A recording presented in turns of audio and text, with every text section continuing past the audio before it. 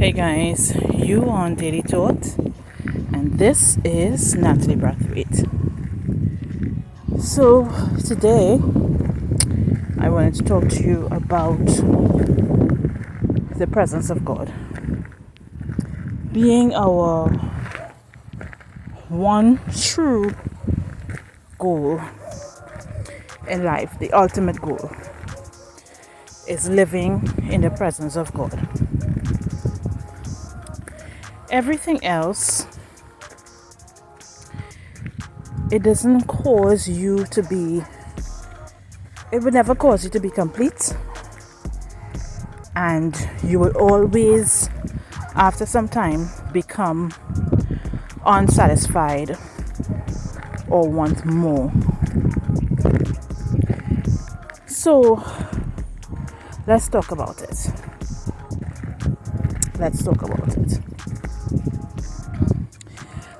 Have you ever noticed that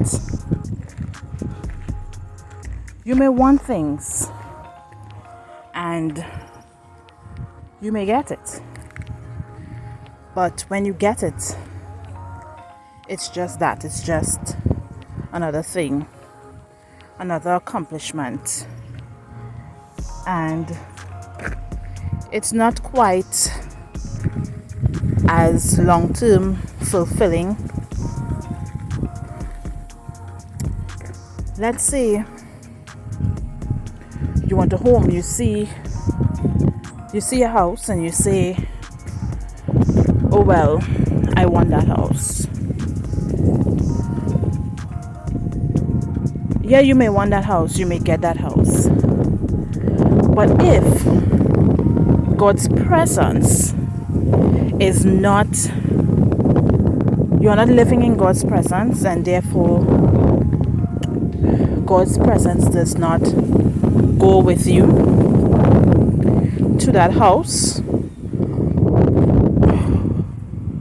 or God does not make his presence known in that house, then that house is simply just that, a house. It will never be a home. If you are running a business and you decide that you can do this on your own, you don't need the presence of God and you don't need heavenly assistance, then I can tell you one thing: that business will just be that, a business. It will not be a blessing to you, and will not be a blessing to anyone that is served by it.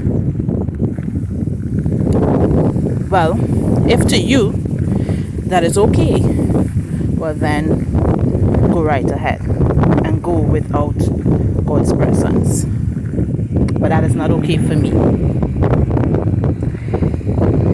If God's presence is not with you, if you are not residing in God's presence, and you say, I want a child, and you do everything that you can, and you get this child, you will quickly realize that without God's presence, you will not be a successful parent. So,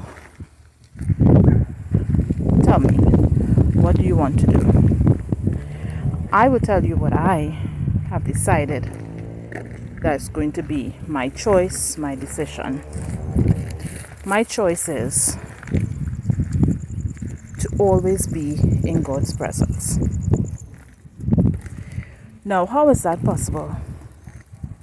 And I go to Genesis when Adam and Eve was in the garden, and God came in the cool of the day to, speak with them and to continue to build more relationship with them. You see, his presence was there. Their relationship was built. So that is why his presence could have been there. So for those of you who might be wondering, how do I live in God's presence? We can only live in God's presence by building relationship with Him. How do we build relationship with Him? The same way we build relationship with anyone. We communicate, and to communicate means we talk and we listen. So we get to know the heart of that person, and that person gets to know the heart of us. And so that relationship, when built, allows that person to want to continuously be in your presence because they enjoy that relationship with you. When someone enjoys a relationship with you, they frequently want to be in your presence. So the question is asked, do you enjoy being in the presence of God? Do you enjoy those times when you communicate with God and when He communicates with you, and when during your day you see Him show up without you even asking? I mean, the other day I went somewhere, and on my way there I was just thinking about some things that I may want to get and so on, and I really didn't utter it to God.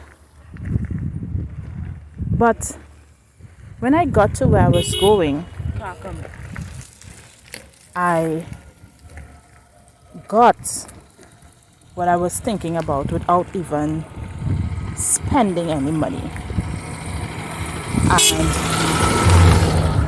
one may say, oh, so for you it's just about physical things.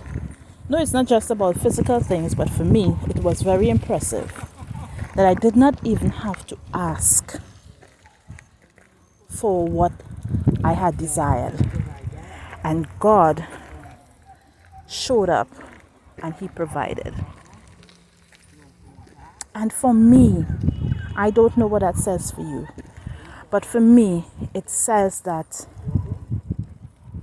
because of God's love for me, because of God's mercy and grace, and because He knows that my heart's desire is to truly be in communion with Him and to always be in His presence, He decided that I would show up for my daughter, even though she has not yet asked for what her heart desires.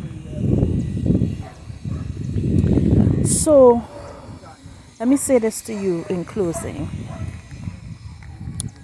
Do not do like Adam and Eve and allow the enemy to bring condemnation to your mind, because none of us are perfect and we err. We sometimes falter.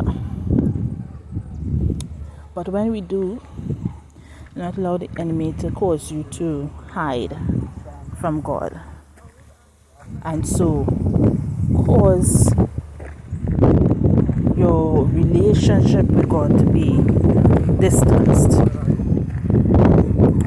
cause yourself not to be in the presence of God, because it's the presence of God that will cause you to win, that will cause you to overcome, that will cause you to triumph in every single situation. God never promised us a trouble-free, a trial-free life. But what He has promised us is that He will never leave us nor forsake us, even to the end of the ages. So remember that. God never leaves us.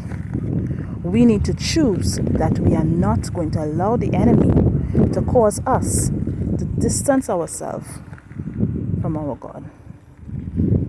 I love you guys. I hope you take this nugget today and go out into the world and live a transformed life.